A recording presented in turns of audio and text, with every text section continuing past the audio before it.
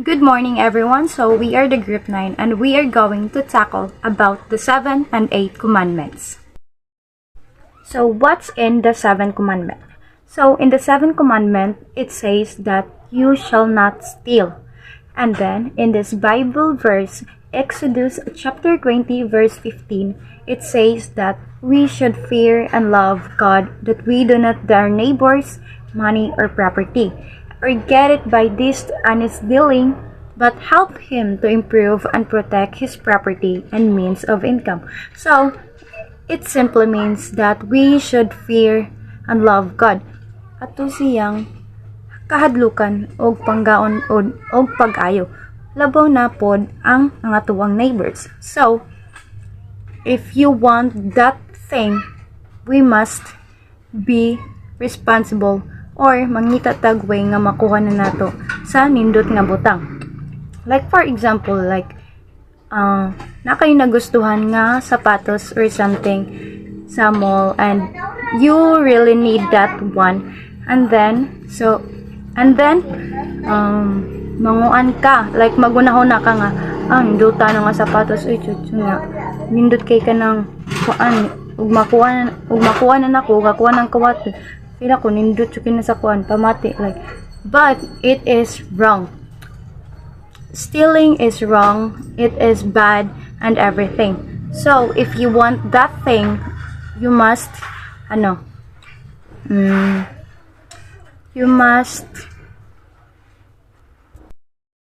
you must work for it, or you must strive for it. And yes, and in this Bible verse it says that you should help to improve and protect his property and means of income. So instead of kawato na nimo, mas dapat nimo nang tabangan ang kanaa nga business. So unsa may mas nindot nga paminaw, di ba? Ang makabot na nimo nga imuhang gusto og makabot na nga imuhang gusto nga gikan nimo sa nindot nga pamaagi nga nakuha na nimo imbis na nakawat na nimo. And nasod na saying na mas nindot nga makakabot ka ana nga butang nga sa maayo gikan dili kay nakawat na nimo sa lain tawo. I'm Jermarie Nakwa. I'm going to discuss the sins against the 7th commandment. The 7th commandment forbidden greed, theft, robbery, willfully, and usury. The first sins against the 7th commandment is greed. Greed is a sinful desire to what more than we already have or need.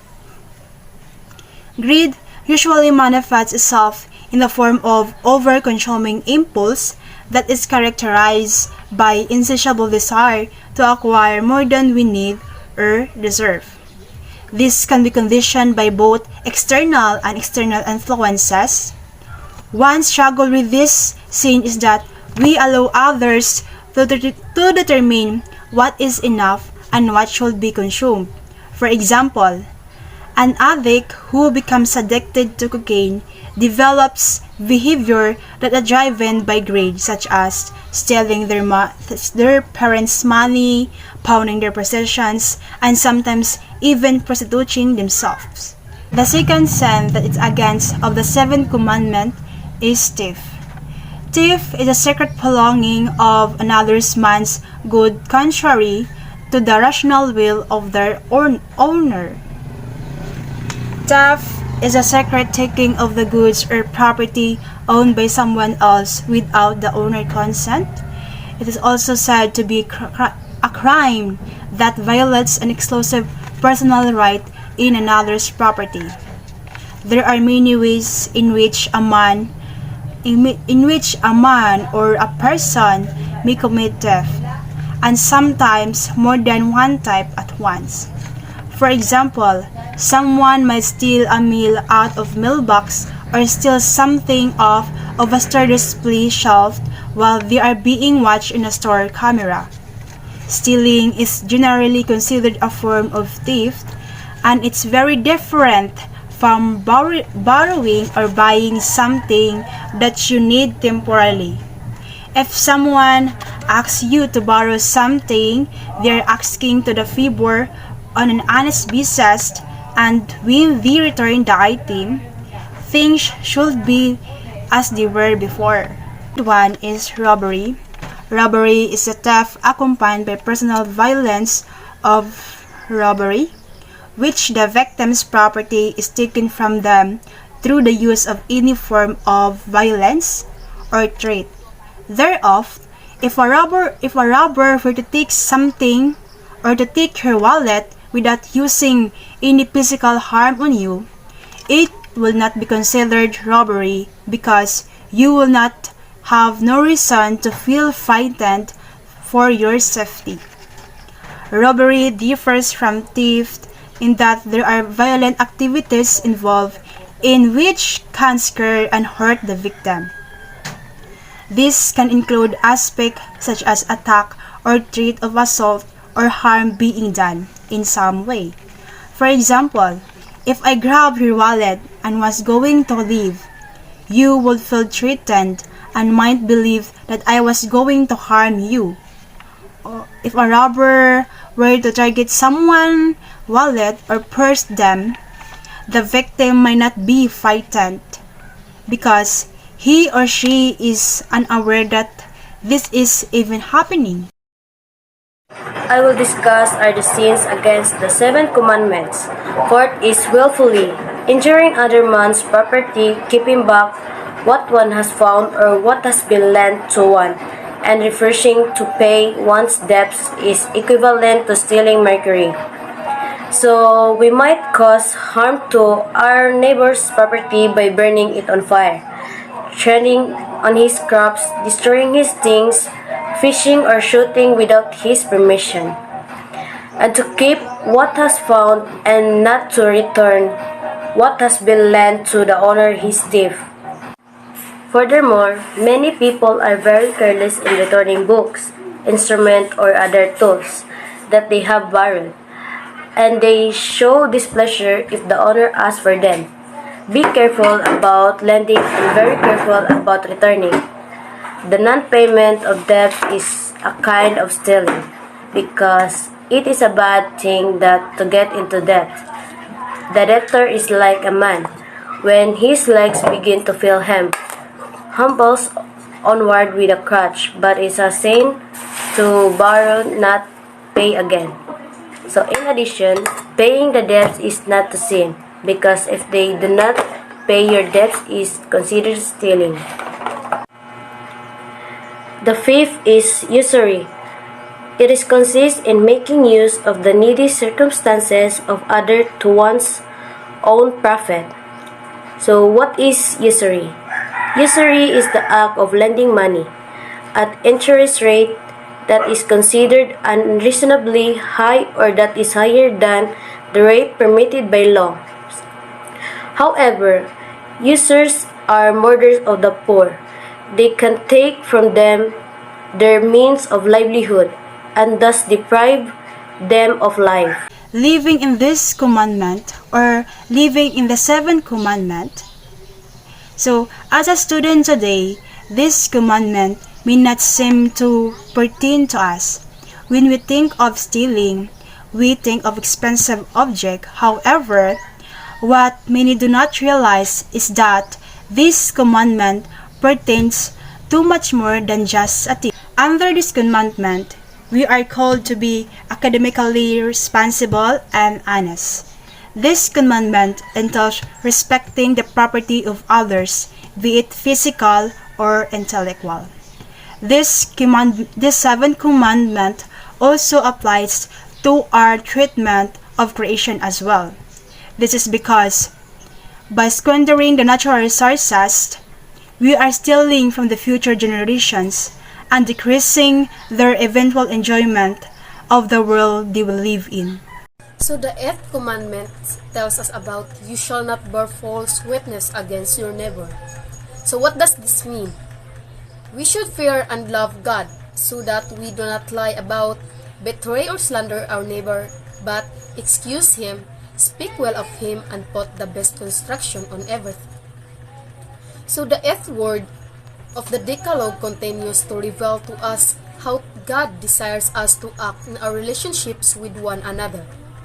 Specifically, we are to never misrepresent the truth. It is a command that flows from the vocation of the holy people to bear witness to their God who is the truth and dwells the truth. Just as the Old Testament witnesses to God as the source of all truth, the New Testament testifies that the whole of God's truth has been made manifest in Jesus Christ.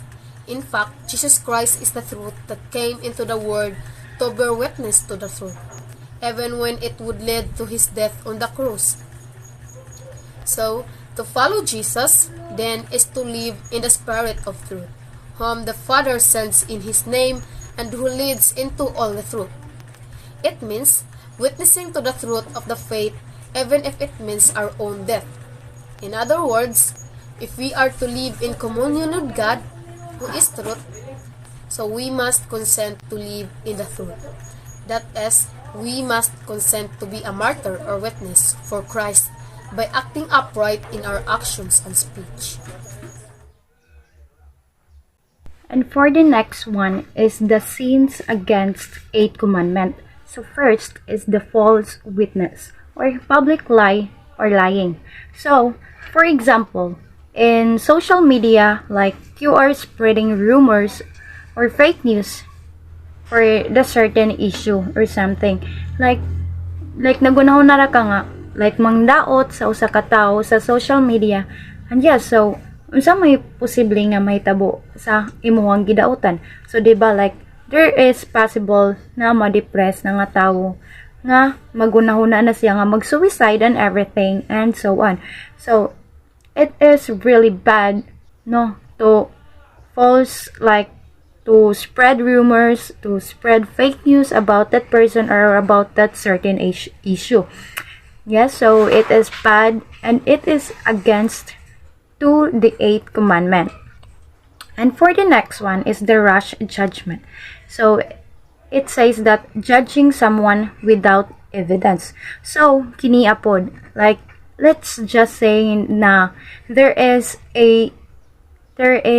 an issue about that person or an artist that kana siya na scandal chuchu na siya scandal and everything, like pwede na sad nga ikaw po nag-spread og rumors about that nga kana nga siya nga tawhana kay kuha na siya like na scandal, like kuha na siya, like sorry for the word, but like kuha na siya igat like burka chuchu, but then you don't have an evidence nga makapaingon nga mauna siya nga klase nga tawhana. So it is against again to the eighth commandment. So for the third sins is that the calumny. So lying about another while destroying their reputation. So this means that like nangatik ka, like for example sa kanang sa imuhang mama, di ba?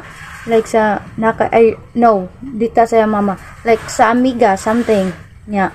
Kuan like suod kay mo ana niya nga tawhanan, then murag nabitaw kay nahibaw-an, and then so kay nahibaw-an about niya, but then someone asked you about that person, and then so niingon siya nga, so nangati ka na tawhana nga mauna siya klase nga taw nga kuan siya, like sorry for the word again, but like igat like dagang lagi chuchu dali ilan na. So it is like destroying the reputation of that person. Bisan na inanan siya klase nga tao, you should not lie to that person.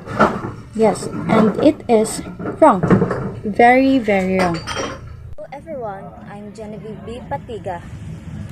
People sing the truth when they intentionally harm another's reputation by lying, act hastily, or engage in detraction, the unfair highlighting of another's flaws, perjury, lying under oath, or calumny, telling lies about another. Fourth sin of 8 commandments Perjury is the intentional taking of an untrue oath or making of an untrue affirmation to speak the truth about matters relating to matters crucial to our legal procedure, whether spoken or in writing. For example, the case of Amber Heard making false statement at the court against Johnny Depp, his ex-husband. I know almost of us know these issues about these two married couple were Amber Heard, the actress, making a false statement or allegation against Johnny Depp, saying Johnny are abusing her and a violent person. But luckily, Johnny won because many people testify that those allegations are false, and Amber Heard are facing perjury for making accusation and false statement. Fifth sin of the Eighth Commandment: detraction. When someone exposes another person's unacknowledgeable flaws without justification, they have committed the sin of detraction. Given that the claims are true, one cannot refute them. In the real world, there is frequently not much that can be done in such a situation. Example, this person, Sean Gaza, a young entrepreneur and the woman chismoso of the ultimate marites, exposing other person's secret and flaws without consent and without any proof. Detraction, according to Christian theology, is the sin of unjustifiably disclosing another person's true flaws from a moral theology perspective. It has the rank of a deadly sin in the Catholic Church.